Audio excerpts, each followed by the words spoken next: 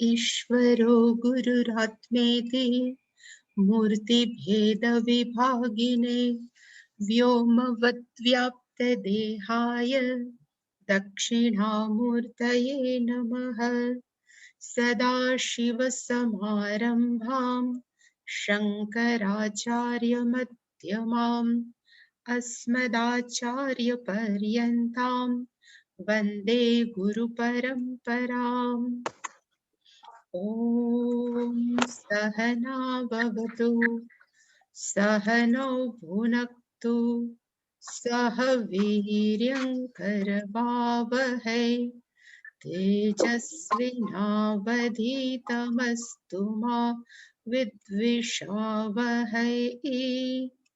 ॐ शान्ति शान्ति शान्तिः।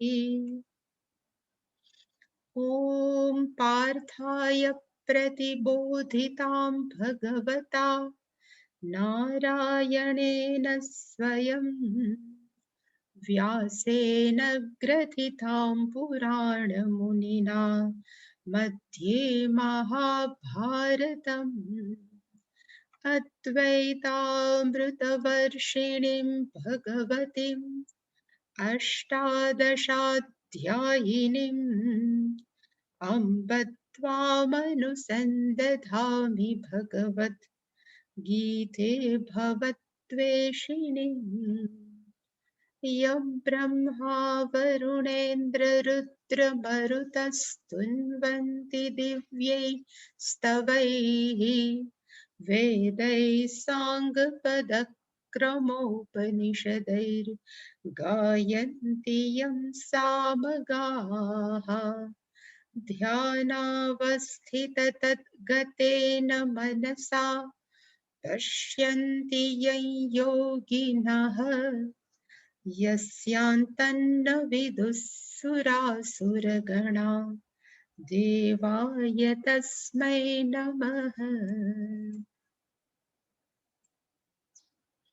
सर्वस्वरूपे सर्वेशे सर्वशक्तिसमन्विते भयेभ्यस्त्राहि नो देवी दुर्गे देवी नमोऽस्तुते। रोगान् शेषान् पहंसि तुष्टा रुष्टा तु कामान् सकलानभीष्टान् त्वामाश्रितान् विपन्नराणाम् त्वामाश्रिता ह्यश्रयतां प्रयान्ति। सर्वाबाधा प्रशमनं त्रैलोक्यस्याखिलेश्वरी एवमेव त्वया कार्यम् अस्मद्वैरिविनाशनम्। सर्वस्वरूपे सर्वेशे सर्वशक्तिसमन्विते भयेभ्यस्त्राहि नो देवी दुर्गे देवी नमोऽस्तुते। रोगान् शेषान् पहंसि तुष्टा रुष्टा तु कामान् सकलानभीष्टान् त्वामाश्रितान् विपन्नराणाम् त्वामाश्रिता ह्यश्रयतां प्रयान्ति। सर्वाबाधा प्रशमनं त्रैलोक्यस्याखिलेश्वरी एवमेव त्वया कार्यम् अस्मद्वैरिविनाशनम्। सर्वस्वरूपे सर्वेशे सर्वशक्तिसमन्विते भयेभ्यस्त्राहि नो देवी दुर्गे देवी नमोऽस्तुते। रोगान् शेषान् पहंसि तुष्टा रुष्टा तु कामान् सकलानभीष्टान् त्वामाश्रितान् विपन्नराणाम् त्वामाश्रिता ह्यश्रयतां प्रयान्ति। सर्वाबाधा प्रशमनं त्रैलोक्यस्याखिलेश्वरी एवमेव त्वया कार्यम् अस्मद्वैरिविनाशनम्।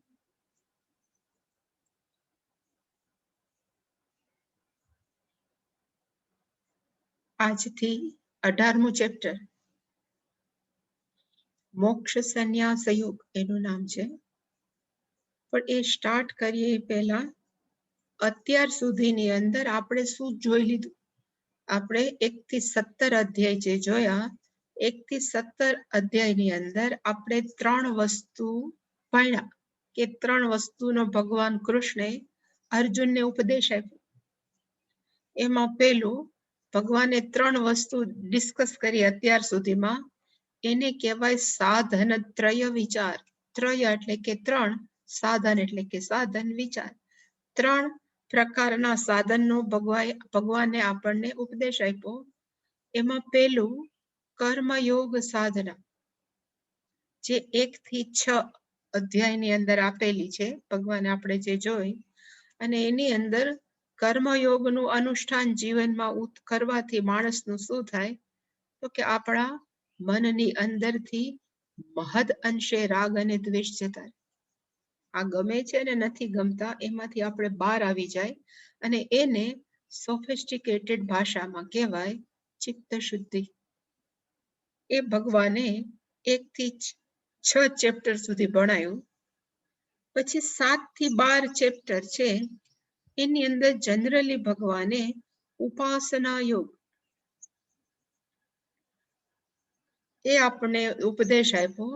અને ઉપાસના કરવાથી એમ કહી શકાય કે આપણે ટોટલ વ્યક્તિત્વ છે ને એ એકરૂપ થાય. ઇન્ટિગ્રેશન લખ્યું છે, પણ આપણું ટોટલ વ્યક્તિત્વ છે, જે બોલીએ, જે કરીએ અને જે વિચારીએ, એ ત્રણે એક થઈ જાય.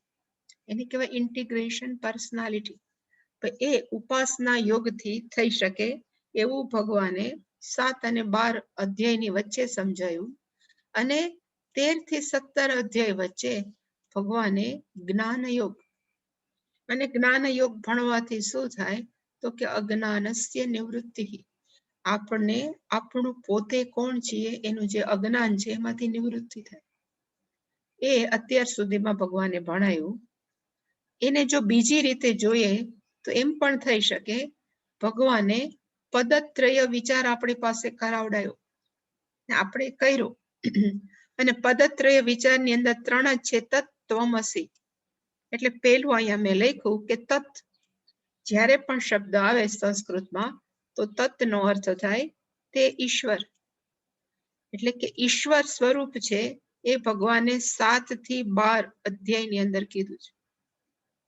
તમે જો બરાબર આપણે ભગવદ્ ગીતાને જોઈએ તો 6 સુધી ભગવાને જીવ સ્વરૂપ શીખડાયું, પણ 7 થી 12 ની અંદર મમ આવે છે બધી જગ્યાએ, હું. અને હું એટલે કે ઈશ્વર, એ સ્વરૂપ. ઇવન વિશ્વરૂપ દર્શન છે, વિભૂતિ યોગ છે, એ બધું જ છે. એ ઇવન 7મો અધ્યાય, 9મો અધ્યાય, એ બધાની અંદર ભગવાને પોતે કોણ છે એના સ્વરૂપનું નિરૂપણ કર્યું. પછી ત્વમપદ, જે છાંદોગ્ય ઉપનિષદની અંદર આવે છે, જેને મહાવાક્ય કહેવાય છે, તત્વમસી. તો ત્વમનો અર્થ થાય તું, તુંનો અર્થ થાય જીવાત્મા. એટલે ભગવાને 1 થી 6 અધ્યાયની અંદર જીવ સ્વરૂપ, આપણું વાસ્તવિક સ્વરૂપ કયું છે? તો કે જીવ છે. એ 1 થી 6 ચેપ્ટરની અંદર કે અધ્યાયની અંદર સમજાયું. અને છેલ્લું છે અસીપદ, તત્વમસી, જે મહાવાક્ય છે, એમાં અસીપદ છે એ ભગવાને 13 થી 17 અધ્યાયની અંદર શીખડાયું. અને પર્ટિક્યુલરલી ઇન 13th ચેપ્ટર, ક્ષેત્રજ્ઞમ ચાપી મામ વિદ્ધિ સર્વ ક્ષેત્રેષુ ભારત, એ જે વાક્ય છે એને કહેવાય કે બધા જ ક્ષેત્ર અસંખ્ય છે. ક્ષેત્રનો અર્થ થાય શરીરો, પણ એ બધા ક્ષેત્રની અંદર ક્ષેત્રજ્ઞ કોણ છે? તો કે હું છું. તો આપણા શરીરની અંદર જો ક્ષેત્રજ્ઞ ઈશ્વર હોય તો હું ને ઈશ્વર બંને કેવા છીએ? તો કે એક. એટલે કે અસીપદ, તત્વમ અસી, એ ભગવાને આપણને આ 17 ચેપ્ટર સુધીની અંદર ભણાયું. એટલે કે લગભગ બધું ભણાવવાનું હતું એ ઓલમોસ્ટ ભગવાને ભણાવી દીધું છે. અને છેલ્લું ભગવાને ઇવન કોક એમ કે મારે જીવનમાં સફળ થવું છે, તો ભગવાને કીધું કે 3 ઘટક ત્રય વિચાર, 3 ફેક્ટર્સ ભગવાને જીવનમાં સફળ થવા માટે આપણને સૂચવા, જીવનમાં સફળ થવા માટે ઉપયોગી પરિબળ, ફેક્ટર કયો પરિબળ કયો, એમાં પહેલું કયું તો ભગવાને કીધું કે સ્વપ્રયત્ન, જેને આપણે કહીએ કે આત્મકૃપા. આપણે પોતે જો પ્રયત્ન ન કરીએ તો આપણને ક્યારે પણ જે આત્મજ્ઞાનનું આપણને ફાયદો થવો જોઈએ જીવનની અંદર એ ન થાય. અને સ્વપ્રયત્ન જે આપણે પોતાની અંદર ચેન્જીસ કે બદલાવ લાવી શકીએ એ ક્યારે થઈ શકે? ભગવાને આપણને મુક્ત ઈચ્છા શક્તિ આપી છે, ફ્રી વિલ આપી છે, એટલે આપણે ધાર્ય કરી શકીએ. એટલે એક ભગવાન એના ઉપર આધાર, અને ઇવન એવું જરૂરી નથી આધ્યાત્મિક ક્ષેત્રે, એવું કહેવાય છે કે ઇવન આ ભૌતિક ક્ષેત્રની અંદર પણ માણસોએ જો સિદ્ધિ કે સફળ થવું હોય તો આ બધું કરવું જ પડે. એટલે કે સ્વપ્રયત્ન, પોતાના જીવનની અંદર માણસોએ શું કરવું પડે તો કે પ્રયત્ન. એ 1 થી 6 માં કીધું. પછી પ્રસાદ નો અર્થ થાય ઈશ્વર કૃપા, ઈશ્વરના આશીર્વાદ, એ બધા છે એ ભગવાને 7 થી 12 સેમ જ છે, એમાં કઈ બહુ ફેર નથી, પણ 7 થી 12 અધ્યાયની અંદર ભગવાને કીધું કે તું ખાલી પ્રયત્ન કરે ન ચાલે, તારે થોડીક મારી કૃપા પણ જોઈએ. એટલે ભગવાને 7 થી 12 માં કીધું. અને ઇવન આપણો પૂર્વજન્મ છે, આપણા પુણ્ય છે, આપણું ભાગ્ય છે, this all factors are counted. એ બધા જ આપણા જીવનની અંદર ભાગ ભજવે છે, પણ નિર્ણય તો આપણે જ કરવાનો છે, કારણ કે પ્રયત્ન મુક્ત ઈચ્છા શક્તિ છે, પણ આ બધા પણ ભાગ ભજવે જ છે. એ પણ 7 થી 12 માં ભગવાને કીધું. અને છેલ્લે ફરી પાછું 13 થી 18 ની અંદર, 13 થી 17 અધ્યાયની અંદર ભગવાને વાત કરી સદગુણ ની અંદર, સદચરિત્ર અને સદગુણ માણસોમાં હોવા જોઈએ. સદચરિત્રનો અર્થ થાય આપણું વ્યક્તિત્વનું નિર્માણ એવું હોવું જોઈએ કે માણસો આપણા ચરિત્રને જોઈને દ્રષ્ટાંત લે કે આ જો આવું જીવન જીવતા હોય તો let me live a life like this. સદચરિત્ર. અને બીજું છે સદગુણ, સારા ગુણો છે, એ ભગવાને આપણને 13 થી 17 અધ્યાય સુધીમાં શીખડાવ્યું. અને એ કયા કયા ગુણ છે? એટલે મેં ખાલી આમાં કીધું કે 12મા અધ્યાયમાં અદ્વેષ્ટા સર્વભૂતાનામથી સ્ટાર્ટ કરીને આખો અધ્યાય પૂરો થાય ત્યાં સુધી બધા જ ગુણો છે, જો આપણે આપણા જીવનમાં ઉતારીએ તો આપણું જીવન છે સચ્ચરિત્ર સહજ રીતે થઈ જાય. પછી એવી જ રીતે 13મા અધ્યાયમાં છે અમાનિત્વમ અદંભિત્વમ, ટોટલ 20 મૂલ્યો છે 13મા અધ્યાયમાં. એ પણ ભગવાને આપણને કીધા, એ પણ જીવનમાં ઉતારીએ તો પણ આપણું ચરિત્ર કેવું થઈ જાય તો કે સચ્ચરિત્ર. અને 16મા અધ્યાયમાં છે અભયમ સત્વ સંશુદ્ધિ જ્ઞાન યોગ વ્યવસ્થિતિ. 16મા અધ્યાયના 1 થી 3 શ્લોક, પછી આસુર સંપત ચાલુ થાય, પણ 1 થી 3 શ્લોક છે એની અંદર પણ ભગવાને દૈવી ગુણ ક્યાં છે જીવનમાં ઉતારવા જેવા, એ પણ જો ઉતારીએ તો આપણું ચરિત્ર કેવું થાય તો કે સત. હવે આ બધા જ છે એ જો આપણે ભૌતિક જીવનમાં પણ ઉતારીએ તો આપણને ફાયદો જ છે. આપણું ચરિત્ર છે. અને પહેલાના જમાનામાં કેટલાય રાજાઓ એવા હતા કે પોતે આવા ગુણો ધરાવતા હતા. એટલે કે આ બધું જ ભગવાને અત્યાર સુધીની અંદર ડિસ્કસ કરી લીધું, છતાં પણ અર્જુન છે જેને હજી ફાઇટ કે હજી યુદ્ધ નથી કરવું, એટલે એને જાણે એમ કીધું કે મને અમુક વસ્તુ છે એ સમજાતી નથી.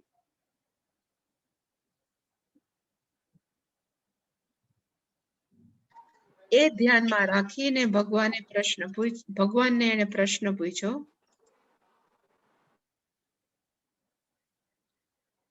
અર્જુન ઉવાચ સંન્યાસસ્ય મહાબાહો તત્વમિચ્છામિ વેદિતુમ ત્યાગસ્ય ચ ઋષિકેશ પૃથક કેશિનિષૂદન. એવું અર્જુને ભગવાન કૃષ્ણને પૂછ્યું. એની અંદર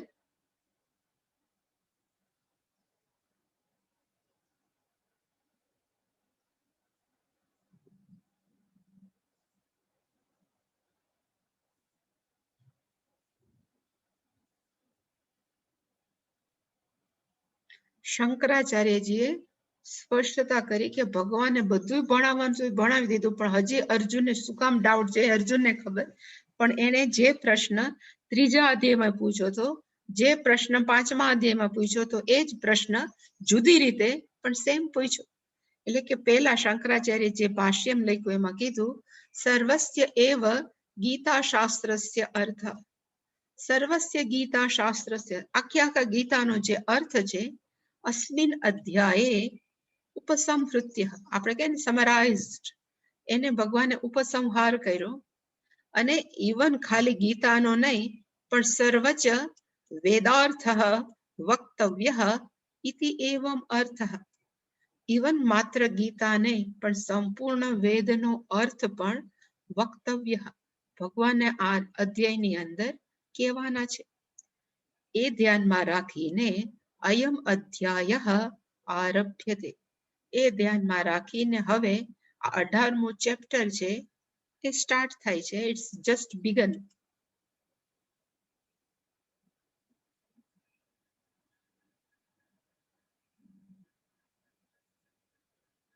અને એને સ્પષ્ટતા કરી શંકરાચાર્યજીએ, સર્વેષુ હિ અતીતેષુ અધ્યાયેષુ ઉક્ત અર્થ. ગયા સર્વ અતીતેષુ, જે 17 અધ્યાય જતા રહ્યા છે ને કે અતીત વિચ ઇઝ ગોન બાય, જે જતા રહ્યા છે. અને શું જતા રહ્યા છે તો કે અધ્યાયેષુ, જે 17 અધ્યાય ગયા છે એની અંદર ઉક્ત અર્થ, એનો અર્થ ઓલરેડી ભગવાને કહી દીધો છે, છતાં પણ અસ્મિન અધ્યાયે અવગમ્યતે, આ અધ્યાયની અંદર પણ આ જ ઉક્ત અર્થ છે એ ભગવાન જણાવશે, એક્સપ્લેન કરશે. અને અર્જુન બિચારો કેવો છે તો કે અર્જુન હતું સંન્યાસ ત્યાગ શબ્દાર્થયો એવ વિશેષમ બુભુત્સુહુ ઉવાચ.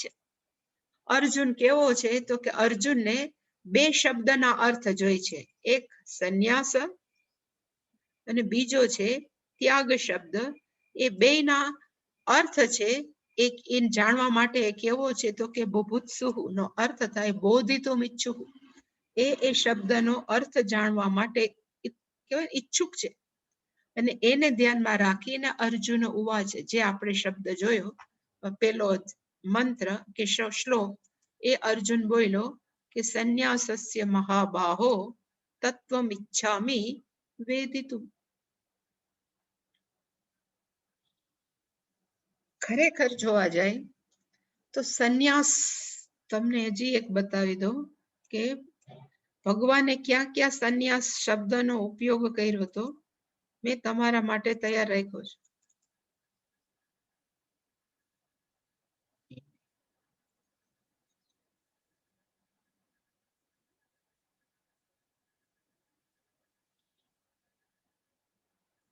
છઠ્ઠો અધ્યાય પહેલો શ્લોક, અનાશ્રિત કર્મ ફલં કાર્યં કર્મ કરોતિ યહ સહ સંન્યાસી ચ યોગી ચ ન નિરગ્નિ ન ચાક્રિય. ભગવાને ત્યારે કીધું હતો કે સંન્યાસી કોને કહેવાય તો કે જે કર્મફળનો આશા વગરનો કર્મ કરોતી, એ વ્યક્તિ કેવી છે તો કે સંન્યાસી જ છે. જે ખરેખર સંન્યાસી હોય એના કરતા આ વ્યક્તિ કેવી છે તો કે સારી છે. એમાંય ભગવાને સમજાયું હતું. અને પાછું ભગવાને કીધું સેમ, આ બીજો શ્લોક છે એમાં છઠ્ઠા અધ્યાયનો, યમ સંન્યાસમ ઇતિ પ્રાહુઃ યોગમ તમ વિદ્ધિ પાંડવ. જેને સંન્યાસ નામ આપવામાં આવ્યું છે એ ખરેખર નામ શું છે તો કે યોગ, કર્મયોગ છે. એ જ ખરેખર શું છે તો કે સંન્યાસ. છઠ્ઠા અધ્યાયના બીજા શ્લોકમાં કીધું હતું. અને એને કીધું હતું કે નહીં અસન્યસ્ત સંકલ્પ, જે વ્યક્તિ મનની અંદર મારે આ કરવું છે આ કરવું છોડી દે નહીં, ત્યાં સુધી કોઈ પણ યોગી ન ભવતી કશ્ચન, કોઈ પણ વ્યક્તિ છે કર્મયોગી ન થઈ શકે. એટલે કે ભગવાનની દ્રષ્ટિએ કર્મયોગી છે એ જ શું છે તો કે શ્રેષ્ઠ સંન્યાસ.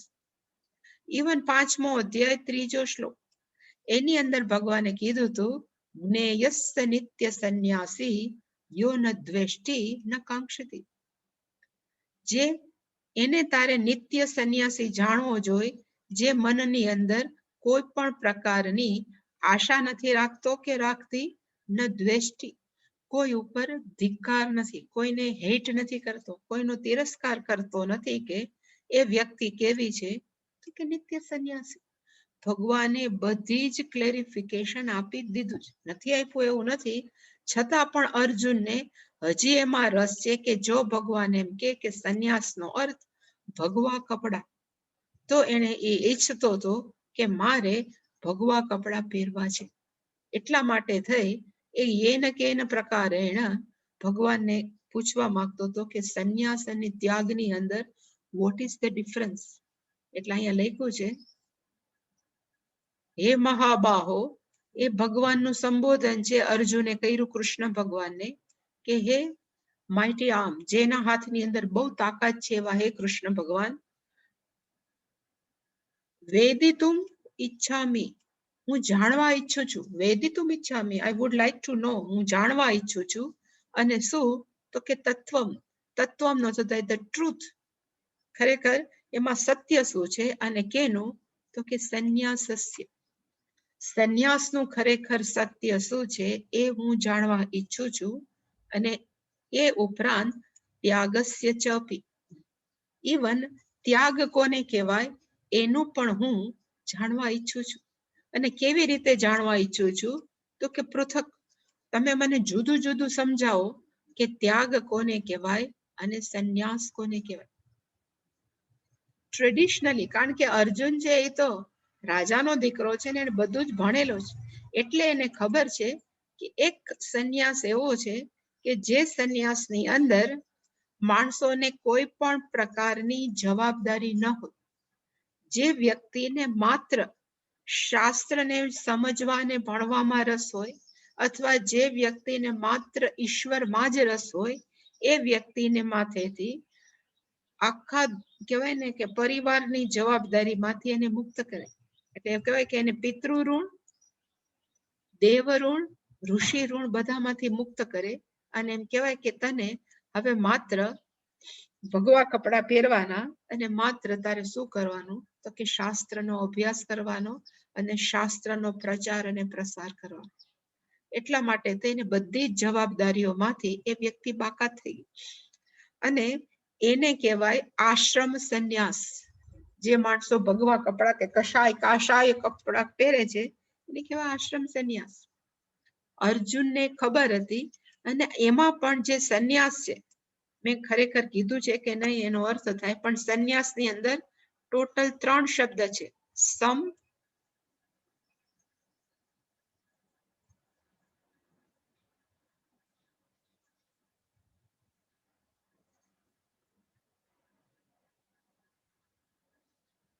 ની અને પ્લસ આસહ, આસ.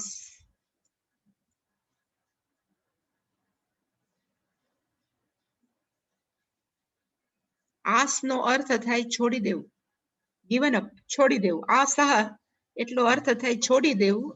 પણ કેવી રીતે છોડવાનું, તો કે ની, નીનો અર્થ થાય નિશ્ચયેન, ચોક્કસ છોડી દેવું. પણ સ્મશાન વૈરાગ્ય છે એટલે છોડી દીધું છે, તો કે ના, સમ, સમનો અર્થ થાય સમજણપૂર્વકનો ત્યાગ છે.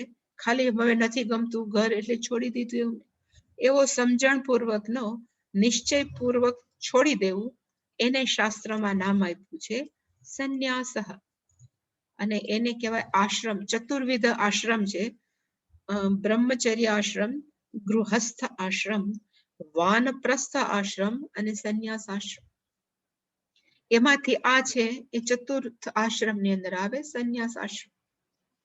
અર્જુનને આમાં રસ છે. ચોથા આશ્રમ કહેવાય ને સંન્યાસ આશ્રમની અંદર. જ્યારે બીજો શબ્દ છે ત્યાગ. ત્યાગની અંદર એક ક્રિયાપદ છે, એને કહેવાય ત્યજ. આપણે જે બોલીએ છીએ ને ત્યજતી, ત્યજનો અર્થ થાય છોડી દેવું. એમાંથી આ ત્યાગ શબ્દ બન્યો છે, તો એનો અર્થ પણ થાય છોડી દેવું, અને અહીંયા આસનો અર્થ થાય પણ છોડી દેવું. એ બેની અંદર બેઝિકલી જોવા જાય તો કોઈ ડિફરન્સ નથી, પણ આમાં સમ ને ની એટલા માટે એડ કર્યું છે કારણ કે આ સમજણપૂર્વક, ચોક્કસ સમજણપૂર્વકનો ત્યાગ છે. એટલું જ્યારે આ ત્યાગ ખીજાઈને આપણે છોડી દઈએ, ઘણી વાર એમને એમ છોડી દઈએ કે ભાઈ ચાલો હવે આપણે તમારા નથી બોલવું, ફલાણું આ નથી ખાવું, આટલા કપડા નથી પહેરવા, એવો ત્યાગ છે કે સંન્યાસ છે, એટલું જ થોડોક ડિફરન્સ છે. પણ અર્જુન એટલે પૂછે છે કે તમે મને સમજાવો. અને એને ભગવાન માટે બીજું કઈ પૂછવાનું બહુ હતું નહીં, એટલે એને ભગવાન માટે 3 વિશેષણ વાપર્યા. એક મહાબાહો, બીજું છે ઋષિકેશ, અને આમાં છે કેશી નિષૂદન. મહાબાહોનો અર્થ આપણે કીધો કે માઇટી આર્મ્સ, જેના હાથની અંદર બહુ તાકાત છે. ઋષિકેશનો અર્થ થાય ઋષિકાણામ ઈશઃ, ઇન્દ્રિયો છે. ઋષિકાનો અર્થ થાય ઇન્દ્રિયો. એના કૃષ્ણ ભગવાન છે જે માલિક છે, એને કહેવાય ઋષિકેશ. અને ત્રીજું છે એને કહેવાય કેશી નિષૂદન. નિષૂદનનો અર્થ થાય મારવા વાળો. કેશીનો અર્થ થાય કેશી રાક્ષસ. જે કેશી રાક્ષસને માર્યા એવા કૃષ્ણ ભગવાનને અર્જુન પૂછે છે કે મને ત્યાગ અને સંન્યાસ. અને ભગવાને અત્યાર સુધી ક્યારે પણ આ જે ટેકનિકલ સંન્યાસ છે, કષાય છે, એનો ક્યારેય ઉલ્લેખ અર્જુન પાસે કર્યો જ નહીં. કારણ કે એને ખબર હતી કે અર્જુનને શેમાં રસ છે, તો કે આ છોડી દેવામાં. એટલે ભગવાન છે એને સમજાવતા નથી. એટલે છેલ્લી ટ્રાય અર્જુને કરી કે ભગવાન જો કદાચ સમજાવી દેતો. અને એનો જવાબ છે એ અત્યારે શંકરાચાર્ય જે લખ્યું કે સંન્યાસસ્ય નો અર્થ થાય સંન્યાસ શબ્દ અર્થસ્ય ઇતિ એતદ. જે સંન્યાસ શબ્દ છે એનો અર્થ મને કયો. તત્વમ એનો અર્થ થાય તસ્ય ભાવઃ તત્વમ યાથાત્મ્યમ, જેવું છે એવું કયો. અત્યાર સુધી તમે સંન્યાસ સાચું કહેતા જ નથી, એટલે જેવું છે એવું તમે મને કયો. એતદ વેદિતુમ ઈચ્છામી, એટલે એને કીધું કે ઈચ્છામી, હું જાણવા ઈચ્છું છું. વેદિતુમ નો અર્થ થાય જ્ઞાતુમ, આ હું જાણવા ઈચ્છું છું. અને ઇવન ત્યાગસ્ય ચ, એને કીધું કે મારે ખાલી સંન્યાસ નહીં, પણ તમે ત્યાગ શબ્દનો પણ અર્થ કયો. એટલે કીધું ત્યાગ શબ્દાર્થસ્ય ઇતિ એતદ ઋષિકેશ પૃથક ઇતર ઇતર વિભાગત. 2 ભાગમાં વેચી દો. અને પછી સ્પષ્ટતા કરી ઇતર ઇતર વિભાગ. સંન્યાસને છૂટું પાડો, ત્યાગને છૂટું પાડો, પણ ગમે એમ કરીને મને બેનો અર્થ કયો. કેશી નિષૂદન, અત્યાર સુધી કેશી નિષૂદન આઈ થિંક પહેલી વાર સંબોધન કર્યું છે. એટલે શંકરાચાર્યજીએ એને સમજાવ્યું કે what is the meaning of કેશી નિષૂદન. એટલે એને કીધું કે કેશી નિષૂદન નો અર્થ થાય કેશી નામા હય છદ્મા અસુર. કેશી નામનો એક અસુર હતો, અને એને શું કર્યું હતું તો કે છળ કપટથી એક ઘોડો બની ગયો હતો. ઘોડા જેવું મોઢું હતું. તમ નિષુદિતવાન ભગવાન વાસુદેવ, એને મારવા વાળા ભગવાન વાસુદેવ. એટલે ભગવાનનું તેન તત નામના સંબોધ્યતે, એટલે કે ભગવાનનું એક નામ કયું પડ્યું તો કે કેશી નિષૂદન. જે કેશી નામના રાક્ષસને માર્યો. અને એ કેવો હતો મોઢેથી તો કે હય. હયનો અર્થ થાય ઘોડાવાળો, ઘોડાના મોઢાવાળો. હવે શંકરાચાર્ય સરસ લખે છે કે કેટલી વાર આની ચોખવટ કરી છે. એટલે વળી પાછું શંકરાચાર્યને કીધું કે ત્યાગ અને તત્ર તત્ર નિર્દિષ્ટો. તત્ર તત્ર એટલે કે જ્યાં જ્યાં પણ જરૂર પડી છે 1 થી 17 અધ્યાયની અંદર નિર્દિષ્ટો. અને કયો શબ્દ તો કે સંન્યાસ ત્યાગ શબ્દો. બંને સંન્યાસ અને ત્યાગ છે જ્યારે જ્યારે જરૂર પડે ત્યારે નિર્દિષ્ટો. ઇટ ઇઝ બીન એક્સપ્લેન, દર્શાવાયેલું છે. પણ છતાં અર્જુન કેવો છે તો કે ન નિર્લુઠિતાંતરતા. નિર્લુઠિત નો અર્થ થાય સરખું સમજી ન શકું. અર્થ નો અર્થ થાય એનો અર્થ પૂર્વેશુ અધ્યાયેશુ, આગલા ચેપ્ટરની અંદર ભગવાન ટ્રાય કરી હતી એને સમજાવવાની, પણ એ કેવો થઈ ગયો હતો નિર્લુંઠિત. નિર્લુંઠિત નો અર્થ થાય he cannot understand properly, સાચી રીતે સમજી નહોતો શકતો. એટલે ફરી વાર અતઃ અર્જુનાય પૃષ્ઠવતે, અર્જુને જ્યારે પૂછ્યું તદ નિર્ણય, એના નિર્ણય માટે થઈને ભગવાને હવે પાછું સંન્યાસ અને ત્યાગ એટલે શું એનું પાછું વર્ણન કરે છે. પણ છતાં પણ ભગવાને પેલો સંન્યાસ તો કીધો જ નહીં. ખાસ કરીને આપણે જે કહીએ ને ભગવા કપડા વાળા સંન્યાસનું એની પાસે વર્ણન જ ન કર્યું. અને બીજો શ્લોક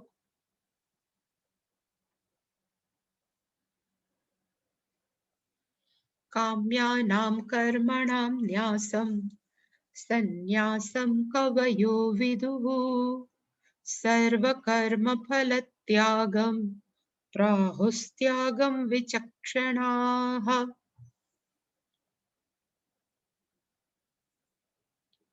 ભગવાને કીધું કામ્યાનામ કર્મણામ ન્યાસમ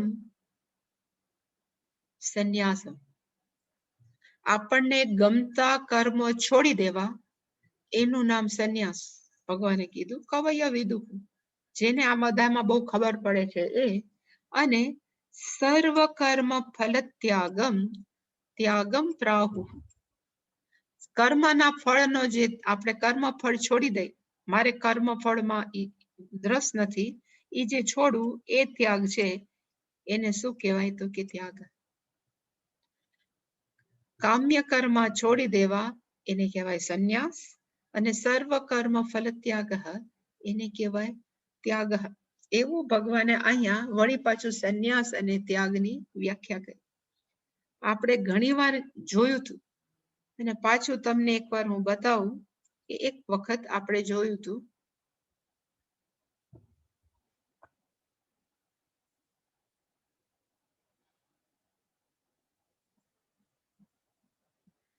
ટોટલ 5 કર્મ જ આપણે કરી શકીએ, જે શાસ્ત્રમાં કીધું છે કે ટોટલ 5 ટાઈપ્સ ઓફ કર્મ, 5 પ્રકારના કર્મ છે. એમાં એક કર્મ છે એને કહેવાય નિત્ય કર્મ અથવા એને કહેવાય વિહિત કર્મ, જે આપણે રિસ્પોન્સિબિલિટી છે. પરિવારમાં હોય, ગૃહસ્થ હોય તો રોજ બજુ મા બાપની સેવા છે કે કોઈ પણ કમાવું છે, બધાનું ધ્યાન રાખવું છે, એને કહેવાય વિહિત કર્મ. જો યાદ હોય તો શિવ માનસમાં વિહિતમ અવિહિતમ વા સર્વમે ક્ષમસ્વ, એટલે કે વિહિત કર્મનો અર્થ થાય નિત્ય કર્મ. ફરી પાછું નૈમિત્તિક કર્મ, જે પણ કોઈ નિમિત્ત આવે, કોઈનું લગ્ન થાય, મરણ થાય, જન્મ થાય, એને ધ્યાનમાં રાખીને કોઈ કર્મ આપણે કરીએ એને કહેવાય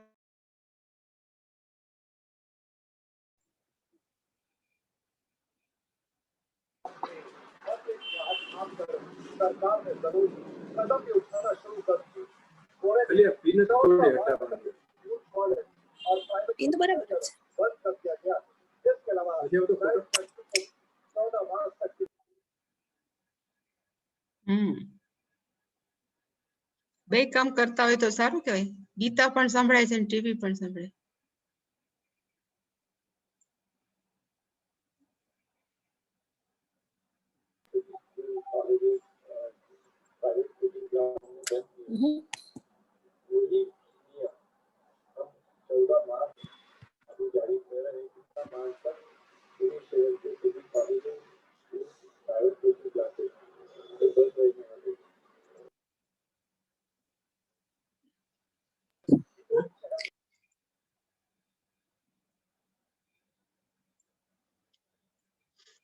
સોરી.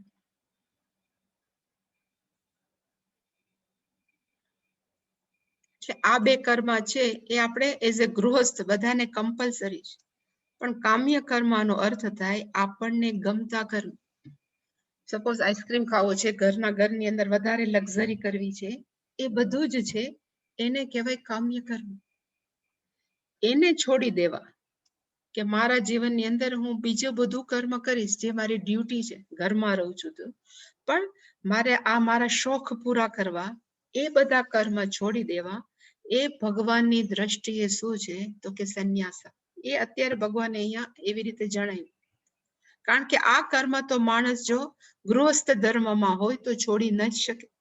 કારણ કે એને પરિવારજનોનું બધાનું કહેવાય ને કે ભરણ પોષણ કરવાનું છે, એને કરવાનું છે. એટલે નિત્ય અને નૈમિત્તિક કર્મ છે એ ન છોડી શકે, માત્ર કામ્ય કર્મ છે એ છોડી શકે.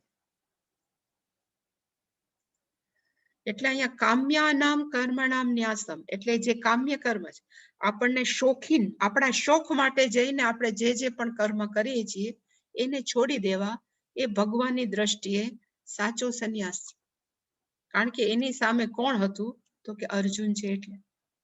અને ત્યાગ કોને કહેવાય? તો એને કીધું કે સર્વ કર્મ ફલ ત્યાગ. તમે નિત્ય કર્મ કરો, નૈમિત્તિક કર્મ કરો, બધું કર્મ કરો, પ્રાયશ્ચિત કર્મ કરવું પડે તો પણ કરો, પણ એ કર્મની અંદર આઈ એમ નોટ ઇન્ટરેસ્ટેડ. એ ફળ મને મળે એમાં મને રસ નથી. હું માત્ર મારી ડ્યુટી કરું છું, અથવા ઈશ્વરાર્પણ બુદ્ધિથી કર્મ કરું છું. એ જે ભાવ છે એ ભાવને કહેવાય ત્યાગ. અને કે છે કોણ? તો ભગવાન કે વિચક્ષણાહ પ્રાહુ. આ બોલવા વાળા કોણ છે? તો કે જે કર્મનો મર્મ જાણે છે. અને ઉપર ઓલસો કવય વિદુ, કવિઓ. અહીંયા કવિનો અર્થ જે કવિતા બનાવે એવા નહીં, પણ કવિની એક વ્યાખ્યા છે કે જ્યાં ન પહોંચે કવિ ત્યાં, જ્યાં ન પહોંચે રવિ ત્યાં પહોંચે કવિ. એવી રીતે કવિની એટલી દૂરદ્રષ્ટિ હોય છે કે ઇવન સૂર્ય ભગવાનના કિરણો ન પહોંચે ત્યાં પણ એને સમજણ પડી શકે. એટલે કે આ બધા કવિઓ કેવા છે? તો કે પંડિતો છે. એને ખબર છે કે શું કરાય શું ન કરાય. એટલે કે એ બધા કે છે કે શું કરવું શું ન કરવું. હવે શંકરાચાર્યજીએ આ છે બહુ સરસ રીતે સમજાવ્યું. કામ્ય કર્મ કોને કહેવાય? અને એ જમાનાની અંદર કામ્ય કર્મનો અર્થ થાય કે હું કર્મ કરી અને આ પૃથ્વી ઉપર મોટો રાજા બનું, અથવા હું સારા યજ્ઞ કરીને મર્યા પછી ક્યાંક મોટો ઇન્દ્રલોકમાં કે ક્યાંક જાઉં, એવા ધ્યાનમાં રાખીને મોટા મોટા જે યજ્ઞો કરવા પડે એને કામ્ય કર્મ ત્યારે કહેતા હતા. અને અત્યારે આપણે આપણા મોજ શોખ માટે કે આપણા ખાવા પીવા માટે કે કંઈ પણ કરવા આપણે જે કરીએ છીએ એને કહેવાય કામ્ય કર્મ. એટલે શંકરાચાર્યજીએ એ જમાનાની દ્રષ્ટિએ કામ્ય કર્મ કોને કહેવાય એ સમજાય. એટલે કીધું કે કામ્યા નામ. અને કામ્ય કર્મ કોને કહેવાય? તો કે અશ્વમેધાદિના. જો યાદ હોય તો ભગવાન રામે અશ્વમેધ યજ્ઞ કર્યો હતો, યુધિષ્ઠિરે રાજસૂય યજ્ઞ કર્યો હતો. એવા ઘણા બધા છે. ઇવન બલિરાજાએ યજ્ઞ કર્યો હતો, એને તો મનુની પોસ્ટ જોતી હતી. એવી રીતે જાત જાતનું જે બધા યજ્ઞ કરે એવું મનમાંથી ઈચ્છા છોડી દેવી, એવા કર્મનો ન્યાસમ. ન્યાસનો અર્થ થાય છોડી દેવું. પરિત્યાગમ. આ તો જસ્ટ યાદ આવ્યું કે ત્યાગમ એક શબ્દ, ન્યાસમ શબ્દ છે. જે વિષ્ણુ સહસ્ત્રનો પાઠ કરતા હોય કે કોઈ રુદ્રમ આપણે જો જોતા હોય તેમાં ન્યાસ આવે, ફટ એવો આવે, એમાં ન્યાસનો અર્થ શું થાય? તો ખરેખર ન્યાસનો અર્થ થાય કે આપણી જ્ઞાનેન્દ્રિયો કે કર્મેન્દ્રિયો છે જે બહારના આહાર બહુ લે છે. જ્ઞાનેન્દ્રિયો શું લે? તો ખાવું, સાંભળવું, ચાખવું, અડવું, એ બધામાંથી પાછી છોડી દેવું, એમાંથી પાછી વાળવી, એટલે એને ત્યાં ન્યાસ કહેવાય. આપણે જે બધું હાથ ને બધે કરે ને કામાં, મારો જમણી હથેળીમાં એટલે તર્જનીમાં આ છે, મધ્યમાં આ છે, બધાને ન્યાસ કહેવાય. પણ એનો ન્યાસનો અર્થ છે કે હું બધાને વિડ્રો કરું છું, પાછો વાળું છું, પોતાના આહારમાંથી છોડી દેવું. ન્યાસમ. ન્યાસમ થતા ત્યક્તમ. એટલે અહીંયા પણ શંકરાચાર્યએ કીધું કે કામ્યાનામ કર્મણામ ન્યાસમ. એને જે છોડી દેવા, ન્યાસમનો શંકરાચાર્યએ કીધું કે પરિત્યાગ. સારી રીતે છોડી દેવા એને કહેવાય છે સંન્યાસ. આ પણ હજી સંન્યાસનો ક્લાસિકલ અર્થ તો નથી, જે મેં કીધું કે ભગવા કપડા વાળું શંકરાચાર્ય ઉલ્લેખ જ ન કર્યો. અહીંયા પણ એમ જ કર્યો કે કામ્ય કર્મ છોડી દે. અને એને કીધું કે સંન્યાસ શબ્દ અર્થમ અનુષ્ઠેયત્વેન પ્રાપ્તસ્ય અનનુષ્ઠાનમ. એટલે કે આનાથી શું થાય? તો કે સંન્યાસ શબ્દ જે આપણે કર્મ કરવા જ જોઈએ, અનુષ્ઠેયત્વેન. એટલે શંકરાચાર્ય જે પણ કર્મ કરવા જોઈએ એ બધા જ કર્મ કરીએ, પણ માત્ર આ કામ્ય કર્મ અને અનનુષ્ઠાનમ આપણા જીવનની અંદર આપણે એને મહત્વ ન આપીએ. કેટલાય હશે એવા કહેવાય ને પંડિતો છે કે ભગવાનના ભગત છે, એ બધાને એમ જ થાય કે હું I can do my duties, બધી ડ્યુટી હું કરું પરિવારજનોનું, પણ મને અનઅનુષ્ઠાન કયો? તો કે કામ ગમતા કર્મો છે. મને આ ગમે, ઓઢવું, પહેરવું, ખાવું, પીવું, ગમતા કર્મ, ફરવા જવું, બધું એ બધા અનઅનુષ્ઠાન. એને માણસો શું કે છે? તો કે સંન્યાસ શબ્દ અર્થ. મારી દ્રષ્ટિ એવું છે, ભગવાન કે છે સંન્યાસ શબ્દ અર્થ સ કવયઃ પંડિતાઃ કેચિત વિદુઃ વિજાનંતિ. કવયઃ નો અર્થ શંકરાચાર્ય કીધું પંડિતા, જે આત્મજ્ઞાની છે.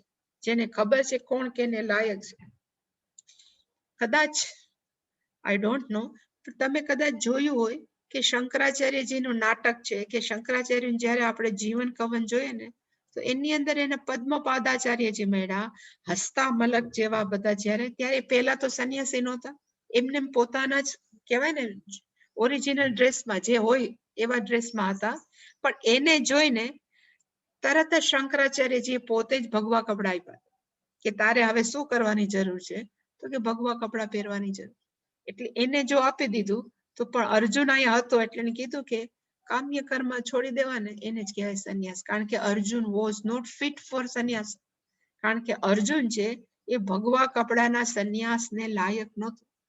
અને ભગવાને ઇવન 5મા અધ્યાયમાં કીધું છે કે જે માનસિક તૈયાર ન હોય એને સંન્યાસમ દુઃખમ આપતું અયોગતઃ, એને સંન્યાસ છે દુઃખ પણ આપી શકે, કારણ કે person is not prepared mentally. અને જે મેં કીધું હતું કે કર્મ ફળનો ત્યાગ એને કહેવાય ત્યાગ. એટલે શંકરાચાર્યજી સમજાવે છે, જે મેં આમાં બતાવ્યું હતું, નિત્ય નૈમિત્તિકાનામ અનુષ્ઠીયમાનાનામ સર્વકર્માણામ આત્મસંબંધિતયા પ્રાપ્તસ્ય ફલસ્ય પરિત્યાગ. આપણે રોજબરોજના જીવનમાં નિત્ય કર્મનો અર્થ થાય એઝ એ ફાધર મધર આપણે આપણી ડ્યુટી કરતા હોય, પતિ પત્નીની ડ્યુટી, પુત્ર પુત્રીની ડ્યુટી, ઘરમાંથી બહાર જાય તો એઝ એ એમ્પ્લોયી ક્યાંક નોકરી કરતા હોય એની જવાબદારી, એવી નાની મોટી કેટલી જવાબદારી જે આપણે કરતા હોય એને કહેવાય નિત્ય કર્મ. અને એ જે આપણે એમાંય સારું કર્મ કરીએ તો આપણને ફળ મળે છે. આપણે આપણા મા બાપને વ્યવસ્થિત રીતે સાચવીએ ફળ મળે. આપણે કોઈ જગ્યાએ જઈને નોકરી છે પ્રમાણિકપણે કરીએ તો આપણને ફળ મળે, સારું ફળ મળે, પુણ્ય મળે. પણ એ પુણ્ય ફળની અંદર મને રસ નથી. હું માત્ર મારી ડ્યુટી છે એ બજાવવા માટે બજાવું છું, કરવા ખાતર કરું છું. મને કોઈ પણ કર્મના ફળની અંદર રસ નથી. એવા ભાવથી જો માણસ કર્મ કરે તો એને કહેવાય સર્વ કર્મ ફલ ત્યાગ. અને ક્યાં કર્મ, તો કે નિત્ય નૈમિતિક. સ્પષ્ટતા કરી એટલા માટે કે ઘણી વાર છે કોઈ નિષિદ્ધ કર્મ કરે, કોઈની હત્યા ન કરવી, અને હત્યા કરીને કે મેં તો કર્મ ફળનો ત્યાગ કરી દીધો, મારા માથે હત્યાનું પાપ નહીં, એવું નહીં. એટલે કે માત્ર નિમિત્ત અને નૈમિત્તિક જે આપણે કરવા પડે એના જ કર્મનો જેને ત્યાગ કરી દીધો છે એને શું કહેવાય, તો કે ત્યાગ શબ્દાર્થ. જે અર્જુન પૂછતો હતો કે સંન્યાસ અને ત્યાગની અંદર ત્યાગનો અર્થ કયો, તો કે સર્વ કર્મ ફલ ત્યાગ. જ્યારે સંન્યાસનો અર્થ કયો, તો કે કામ્ય કર્મ ત્યાગ. પણ અર્જુનની લપેટમાં છેક સુધી ભગવાન કૃષ્ણ ન આવ્યા, જે એને કરવું હતું બિચારાને. છતાં શંકરાચાર્યજીએ એને સમજાયું કે સંન્યાસ અને ન્યાસની અંદર ક્યાંય ફેર નથી, ત્યાગની અંદર. એટલે એને કીધું કે યદિ કામ્ય કર્મ પરિત્યાગ ફલ પરિત્યાગ અર્થ વક્તવ્ય. સપોઝ આપણે કામ્ય કર્મને છોડી દઈ તો એના ફળને છોડી દીધું જ કહેવાય ને, કે કર્મ છોડી દીધા એટલે એનો આપણને we are not interested in this result, એટલે કે પરિત્યાગ એનો જ અર્થ થાય. એટલે કે બધી જ જગ્યાએ જ્યારે આપણે કામ્ય કર્મને છોડીએ અથવા નિમિત્ત નૈમિત્તિક કર્મને છોડીએ કે એના ફળને છોડીએ તો એમાં એક જ ભાવ છે, ત્યાગ. મને આમાં રસ નથી, બે જગ્યાએ ત્યાગ જ થયો ને, કે કામ્ય કર્મમાં રસ નથી અને નિત્ય નૈમિત્તિકમાં રસ નથી. એટલે એને કીધું કે યદિ કામ્ય કર્મ પરિત્યાગ, એને પણ શું કહેવાય, તો કે ત્યાગ માત્ર. કારણ કે એની અંદર આપણે કામ્ય કર્મ શું કામ નથી કરતા, કારણ કે આપણને કામ્ય કર્મના ફળમાં રસ નથી. એટલે આપણે કોક એમ કે તમે 5000ની સાડી પહેરો તો બહુ સરસ લાગો, અને કોક એમ કે મને સાડી પહેરવામાં રસ નથી, મારે એ કામ નથી કરવું. તો કામ્ય કર્મનો એને મનમાંથી ત્યાગ કર્યો, પણ સાડીનો જે ત્યાગ કર્યો એને કે ફલ પરિત્યાગ. સાડી લેવી એનું ફળ કયું, તો કે આવી જાય. એટલે કે એમ ખરેખર કામ્ય કર્મનો ત્યાગ ઇઝ ઇક્વલ ટુ કામ્ય કર્મ ફલ ત્યાગ એવ. એમાં કઈ ફેર જુદું ભગવાને કઈ કીધું નથી. એટલે કે સર્વથા અભી બંને જગ્યાએ શું છે, તો કે ત્યાગ માત્ર. એટલે કે સંન્યાસ ત્યાગ શબ્દયો એક અર્થ. બેના અર્થ એક જ થાય. તમે સંન્યાસ કહો કે ત્યાગ કહો, પણ અર્જુનના મગજમાં ઘૂસી ગયું હતું એટલે પૂછપૂછ કરે છે. બેના અર્થ કેવો છે? તો કે એકા અર્થ ન ઘટપટ શબ્દો એવ. ઘટનો અર્થ થાય ઘડો અને પટનો અર્થ થાય વસ્ત્ર. તો બેના અર્થ છે ટોટલી જુદા છે. એવી રીતે ત્યાગ અને સંન્યાસનો અર્થ જુદો નથી. બેનો અર્થ એમ જ થાય કે છોડવું. માત્ર કેવી રીતે છોડવું એ છે. શબ્દ ઈવ જાતિ અંતર્ભૂતાર્થો એમાં કેવા છે તો કે ટોટલી ડિફરન્ટ જાતિ છે. ઘડો જુદો છે અને વસ્ત્ર જુદું છે. એ ટોટલી ડિફરન્ટ છે. એટલે એમાં હજી બેના અર્થ મિનિંગ જુદા હોઈ શકે, પણ સંન્યાસ અને ત્યાગની અંદર કોઈ ફેર નથી. હવે એક પૂર્વ પક્ષી છે, નાનકડો જ પ્રશ્ન પૂછે છે, પણ એને પ્રશ્ન કીધો કે મને જ્યાં સુધી ખબર છે તો નિત્ય નૈમિત્તિકનું ફળ ન મળે એવું એક જ પૂર્વ પક્ષી. એટલે એને કીધું નનુ નિત્ય નૈમિત્તિકાનામ કર્મણામ ફલ એવ નાસ્તિ ઇતિ આહુ. એવું મેં સાંભળ્યું છે. પૂર્વ પક્ષી કહે છે કે નિત્ય કર્માણામ ફલમ નૈમિત્તિકાનામ કર્મણામ ફલ ન અસ્તિ. માણસને મળે એ તો તમારી ડ્યુટી છે, તમે કરો, એમાં કઈ મળે નહીં તમને કર્મનું ફળ. ઇતિ આહુ, તો એના ફળને ત્યાગ કરવાની જરૂર નથી, તમને મળવાનું જ નથી. કે કથમ ઉચ્યતે તેષામ ત્યાગ, તો કે એમાં કેમ ખબર પડે? કથમ ઉચ્યતે, કેવી રીતે એને કહેવામાં આવે કે ફલ ત્યાગ, કારણ કે નિત્ય નૈમિત્તિકનું ફળ ન મળે એવું એ કે છે. અને એને એક એક્ઝામ્પલ આપ્યું કે યથા વંધ્યાયાહ પુત્ર ત્યાગ. એક બેનને સંતાન નથી અને પછી એ જાહેર કરે છે કે આજથી મેં મારા પુત્રનો ત્યાગ કર્યો છે. હવે જેને ઓલરેડી પુત્ર જ નથી એને પુત્રનો ત્યાગ કરવાની શું જરૂર? એવી રીતે નિત્ય નૈમિત્તિકનું ફળ મળવાનું જ નથી એવું શાસ્ત્ર કહે છે, એવું પૂર્વ પક્ષી કહે છે, હું નથી કહેતી. પણ જો એવું ન મળવાનું હોય તો પછી એવા ઢંઢેરા શું કામ પીટાવાની જરૂર છે કે વિહિત કર્મના ફળમાં મને રસ નથી, એવું એ કહે છે. એટલે આપણે જવાબ આપીએ છીએ કે ના ના એવું નથી. ન એશ દોષ, એટલે એમ કે છે કે ના ના ન એશ દોષ, તમે જે કે છે એવું નથી. નિત્યાનામ અપી કર્મણામ ભગવતા ફલવત્તસ્ય ઇષ્ટત્વાત.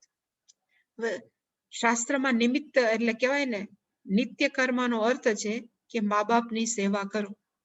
માણસ બે પ્રકારે મા બાપની સેવા કરે. એક માથે પડ્યા હોય એવી રીતે સેવા કરી શકે, અને બીજી સેવા છે કે મા બાપ છે, સેવા ઇઝ માય ડ્યુટી, ને એ ભાવથી કરે તો બેમાં ફેર ન હોય, ફળ મળવાનું જ છે. શા માટે ઓલો પૂર્વ પક્ષી કે છે? એટલે શંકરાચાર્ય કીધું કે ના ના નિત્યાનામ અપી કર્મણ, જે નિત્ય કર્મ છે એમાં પણ ભગવતા એટલે કે ભગવાન દ્વારા ફલવતસ્ય, ભગવાનને ફળ છે આપવું છે, ઇષ્ટત્વા એ ભગવાનને ગમે છે ને આપવાના જ છે એનો અર્થ. હવે સપોઝ આપણો કહેવાય ને કે વાલ્યો હતો, વાલ્મીકી થઈ ગયો હતો, જે વાલ્યો હતો, હવે વાલ્યો પોતાના પરિવારનું ભરણ પોષણ કરવા માટે થઈને લૂંટતો હતો. નિત્ય કર્મ હતું એનું, લૂંટવું એ નિત્ય કર્મ હતું. પણ એ કર્મ છે એને પુણ્ય કર્મ આપે, એનું એને ફળ મળવાને જ ને, કારણ કે કર્મ કરતો હતો કેના માટે? તો કે નિત્ય કર્મ, ભરણ પોષણ. પણ એનું ફળ છે એને પાપ કર્મ જ ફળ મળે, એનું પુણ્ય ન મળે. એવી રીતે કોઈ પણ સારી રીતે નિત્ય કર્મ કરીએ તો આપણને પુણ્ય મળે જ, ન મળે એવા પ્રશ્ન જ નથી. અને એમ કે છે કે વક્ષ્યતિ, ભગવાન છે એ કહેવાના છે, વક્ષ્યતિ હિ ભગવાન, ભગવાન છે આ અધ્યાયમાં જ કહેવાના છે કે અનિષ્ટમ ઇષ્ટમ અપી, આપણે જે પણ કર્મ કરીએ એનું ફળ આપણને મળવાનું જ છે. વધારે સારું ખરાબ ક્યાંક મેં લખ્યું હોય તો સારું, નથી લખ્યું, મને એમ કે મેં લખ્યું જ પણ નથી. 12મો શ્લોક છે લગભગ આનો, 18મા અધ્યાયના 12મા શ્લોકમાં ભગવાને કીધું કે આપણે નિત્ય કર્મ કરીએ એનું ક્યારેક સારું ફળ મળે, ક્યારેક મિક્સ ફળ મળે, ક્યારેક ખરાબ મળે, એ બધું જ મળે છે. પણ આ બધું ફળ છે એ નતું સંન્યાસીના, જે સંન્યાસી થયા હોય પછી જો નિત્ય કર્મ મારે કરવું છે તો સંન્યાસીને કઈ ફળ ન મળે, માત્ર ગૃહસ્થોને જ મળે. ઇતિ છે સંન્યાસીઓના ભાગમાં તો શું છે? એટલે એને કીધું સંન્યાસીઓ માત્ર કર્મ કરો. સંન્યાસીનામ એવ હિ કેવલમ કર્મ ફલ અસંબંધમ દર્શયન. સંન્યાસી હોય એને માત્ર કર્મ કરવાનું છે, એ કર્મ ફળ સાથે જોડાયેલા નથી. માણસોને કદાચ એવો પ્રશ્ન થાય કે આવું શું કામ? કર્મ ફળ સંન્યાસીઓને શું કામ ન મળે? તો એનું કારણ એવું છે કે જ્યારે સંન્યાસ લે ને કોઈ પણ સંન્યાસી, ત્યારે એક યજ્ઞ હોય છે. એ યજ્ઞનું નામ છે વિરજાહો.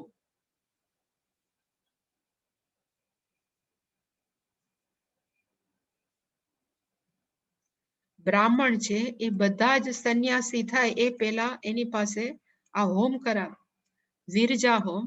એની અંદર દર વખતે એક મંત્ર બોલવાના હોય કે મને આમાં જે પણ ગૃહસ્થના જે પણ કર્મ છે એની અંદર કોઈ પણ પ્રકારની હવે હું રિસ્પોન્સિબિલિટીથી મુક્ત છું, જવાબદારીથી મુક્ત છું, મને આમાં રસ નથી, આમાં રસ નથી.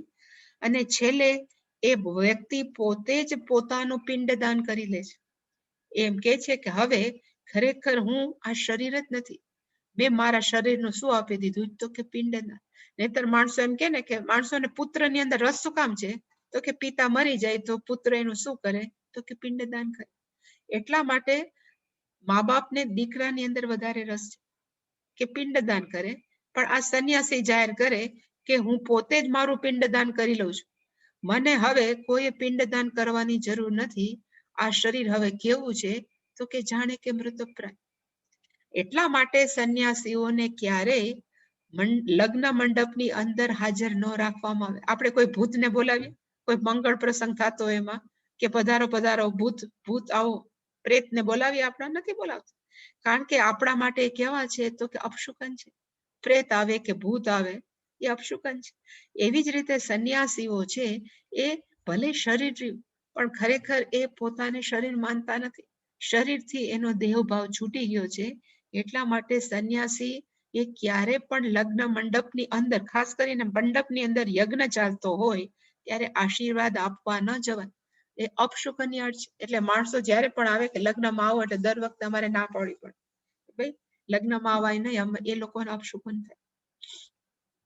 અહીંયા એટલે શંકરાચાર્ય ચોખવટ કરી, સંન્યાસી નામ એવહિ કેવલમ કર્મ ફલ અસંબંધ દર્શયન. એ ક્યારે કર્મ ફળ સાથે અસંબંધ, એ જોડાયેલા નથી. એનાથી ઊંધા જે અસન્યાસી છે, ગૃહસ્થ છે, એને શું થાય છે?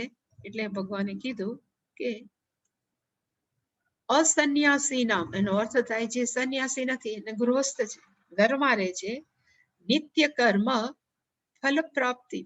એને હંમેશા શું થશે? તો કે એ જે નિત્ય કર્મ કરશે એના ફળની પ્રાપ્તિ થશે. ભવતી અત્યાગી નામ પ્રેત્ય, એ આમાં આવશે. ભગવાન કહેશે કે જે પણ કુટુંબ પરિવાર છોડ્યો નથી એ બધાને પોતાના કર્મનું ફળ મળે છે. એથી દર્શયતી, ભગવાન છે કે છે કે બતાવશે. એનો અર્થ કે સંન્યાસ છે એ ટોટલી ડિફરન્ટ વસ્તુ છે અને અર્જુનને એમાં કરવાની જરૂર નથી.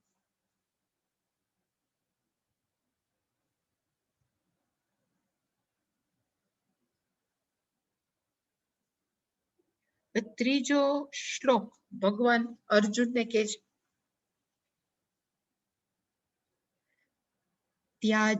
ત્યાજ્યમ દોષવદિત્યેકે કર્મ પ્રાહુર્મનીષિણઃ યજ્ઞદાનઃ તપઃ કર્મ ન ત્યાજ્યમ ઇતિ ચાપરે. હવે આની અંદર પણ મતાંતર છે. ભગવાન એમ કે છે કે કોક એમ કે છે મનીષિણઃ પ્રાહુ, જેની પાસે વિચક્ષણ બુદ્ધિ છે, જે કહેવાય ડાયા માણસો છે, વિવેકી છે, એ એમ કે છે કે દોષવત કર્મ ત્યાજ્યમ, બધા જ કર્મની અંદર દોષ રહેલો છે, તો એ બધા જ કર્મનો શું કરવો પડે? તો કે ત્યાજ્યમ, એને છોડવા જ જોઈએ. સંન્યાસની અંદર કે દોષવત કર્મ ત્યાજ્યમ મનીષિણઃ પ્રાહુ, આવા કોઈ વિવેકી માણસો છે એવું પોતાનો અભિપ્રાય આપે છે. જ્યારે અપરે એટલે કે કોક બીજ, ચાપરે નથી, અહીંયા અપરે બીજા કોક ડાયા માણસો છે, એ એવું કે છે કે યજ્ઞ દાન તપઃ કર્મ ન ત્યાજ્યમ, કે છે કે બીજા એમ કે છે કે માણસોએ ન ત્યાજ્યમ, આ ન છોડવું જોઈએ અને કયું કર્મ ન છોડવું જોઈએ? તો કે યજ્ઞ કર્મ, દાન કર્મ, તપ કર્મ અને ત્યાજ્ય. ક્યારે પણ યજ્ઞ કર્મ, દાન કે તપ એ છોડવું ન જોઈએ. શું કામ ન છોડવું જોઈએ એના પછી આવશે, પણ એવું કે છે કે આ કરવાથી પાવનાની મનીષણ, આપણે ચિત્ત શુદ્ધિ થાય. આપણે દાન આપીએ તો ચિત્ત શુદ્ધિ થાય, તપ કરીએ, આપણા જીવનમાં આચરીએ તો ચિત્ત શુદ્ધિ થાય. એમાં યજ્ઞ, એમાં પણ દાન હોય છે. તો આપણા પૈસાની શુદ્ધિ થાય, આપણી પોતાની શુદ્ધિ થાય. એટલે કે યજ્ઞ, દાન અને તપ છે એ છોડવું જ ન જોઈએ એવું કોક કે છે. પણ આની ડિટેલ છે એ આપણે આવતીકાલે જોશું. કોઈ પ્રશ્ન આમાં?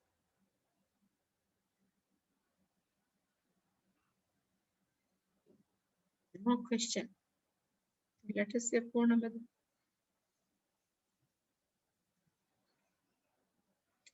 ॐ पूर्णमदः पूर्णमिदं पूर्णात् पूर्णमुदच्यते पूर्णस्य पूर्णमादाय पूर्णमेवावशिष्यते.